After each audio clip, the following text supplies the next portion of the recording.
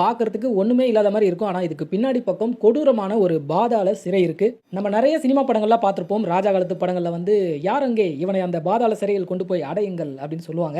சினிமால மட்டுமே நம்ம பார்த்த, கேள்விப்பட்ட அந்த பாதாள சிறைய வந்து இன்னைக்கு நம்ம நேர்லயே பார்க்க போறோம். இப்போ நீங்க பார்த்துட்டு இருக்கிற இதுதாங்க 200 ஆண்டுகள் பழமையான ரியலான ஒரு பாதாள சிறை.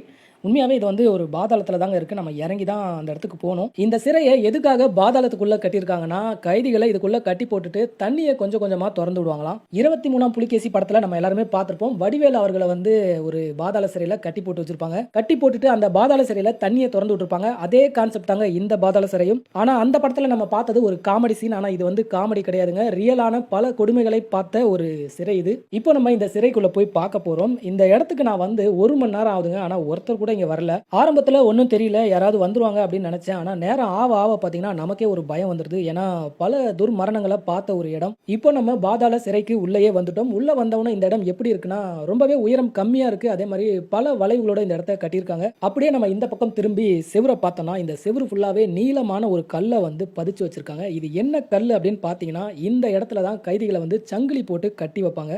இங்க பதிக்கப்பட்டிருக்கிற ஒவ்வொரு கல்லுலயும் பாத்தீங்கன்னா ஒரு துளை இருக்கு. அந்த துளை வந்து சங்கிலி போட்டு கட்டுறதுக்கான துளை தான். இந்த பக்கம் இருட்டா இருக்கு. நான் அந்த பக்கமா போய் அந்த துளையை உங்களுக்கு காட்டுறேன். இந்த இடத்துக்கு சம்பந்தமே இல்லாம இந்த இடத்துக்கு நடுவுல பாத்தீங்கன்னா ஒரு பெரிய பீரங்கி இருக்கு. சிறைக்குள்ள எதுக்கு பீரங்கி கிடக்குது அப்படின்னு நம்ம யோசிச்சுட்டு அப்படியே மேல பார்த்தோம்னா மேல வந்து பெரிய ஓட்டை இருக்கு. இந்த பாதாள சிறைக்கு மேல இவ்வளவு பெரிய பீரங்கியை வச்சிருக்கிறதுக்கான வாய்ப்பு கிடையாது. ஆனா இதுக்கு பக்கத்துல இருக்கிற மதில் சுவர், அந்த மதில் சுவர் மேல இந்த பீரங்கி இருந்திருக்கணும். அது எப்படியோ நழுவி இது மேல வந்து உள்ள வந்து விழுந்திருக்கும். இந்த பாதாள சிறையை ஒரு தடவை அப்படியே சுத்தி பாருங்களேன். இங்க வந்து கைதிகளை கட்டி போட்டு இந்த இடத்துல தண்ணியை நிரப்பி வச்சிருக்கப்ப அந்த கைதிகளுடைய மனநிலை எப்படி இருந்திருக்கும் அப்படின்னு யோசிச்சு பார்த்தா நமக்கே நடுக்கமா இருக்கு. இப்போ நம்ம அந்த செவுருல பதிக்கப்பட்டிருக்கிற கல்லை போய் பார்ப்போம். அந்த கல்லுல இருக்கிற துளை வந்து இதுதாங்க.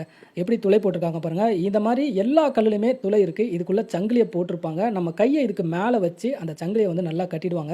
இந்த சிறையை பத்தி இன்னொரு பயங்கரமான வாய்மொழி கதையும் சொல்லப்படுது. இந்த சிறையில கட்டி போட்டிருக்கிற கைதிகளுடைய இடுப்பளவு கழுத்தளவு தண்ணி இருக்கிறப்ப காவேரி ஆத்துல இருக்கிற முதலைய புடிச்சிட்டு வந்து இந்த பாதாள சிறைக்குள்ள விட்டுருவாங்களாம். யோசிச்சு பார்க்கவே பயங்கரமா இருக்கு. இப்பவே எனக்கு யாரோ அலற மாதிரி சத்தம்லாம் கேக்குது.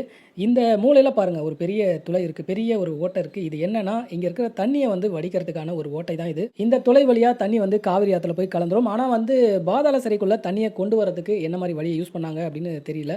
இந்த பாதாள சிறை முழுக்க முழுக்க பிரிட்டிஷ் கைதிகளை அடைச்சு வைக்கிறதுக்காகவே கட்டப்பட்டது அப்படின்னு சொல்றாங்க. பிரிட்டிஷ்காரங்க நம்ம இந்திய மன்னர்களையும் மக்களையும் சிறையில போட்டு கொடுமைப்படுத்தின கதையெல்லாம் நம்ம கேட்டிருப்போம். ஆனா பிரிட்டிஷ்காரங்களுக்காக ஒரு சிறையை கட்டி அதுல பிரிட்டிஷ்காரங்களை போட்டு கொடுமைப்படுத்தின ஒரே இந்திய மன்னர் திப்பு சுல்தான் மட்டும்தாங்க.